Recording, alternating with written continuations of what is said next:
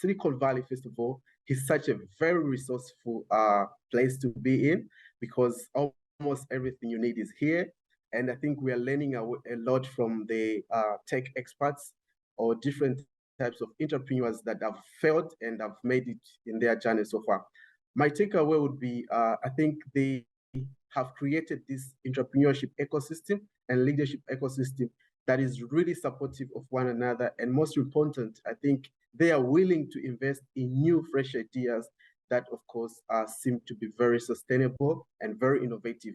And I think my takeaway would be, this is really a very resourceful place to be in, because you cannot lack anything that you might need to have. At the moment, I think it's high time that African learning institutions, especially higher learning institutions, they started to invest much into the skills-based learning style, right? For example, this is what the African Leadership University has invested in.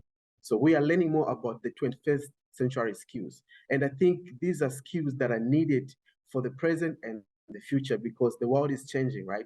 And I think it's high time that they transformed the education system to focus much on the skills that are going to help us young people to become very innovative entrepreneurial leaders. And of course, I think it's high time also different types of governments, they invest much in like young people. As I said before, that what makes Silicon Valley to be very unique, what I've observed so far, is how resourceful it is, right? Because some of the challenges that we encounter, many of us young people back home in Africa, is maybe lack of resources, right? So I think if different types of learning institutions can really be on a journey to transform the way they teach people, I think that would be something that can cause a very huge positive difference, right?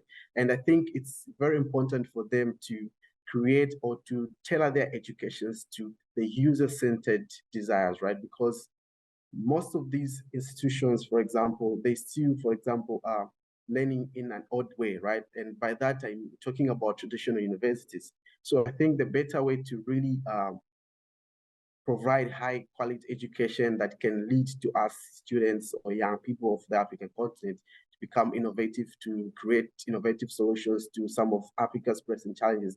I think it's about focusing much on the skills, because these skills are the ones that, for example, even in the employment sector now, or the job market, that's what they look for now. They do not really necessarily, for example, look at the people that you have. They focus much on the skills. What is it that you've learned or you've mastered throughout your learning journey? So if the education can be centered around developing students with skills, I think that is something that can help us.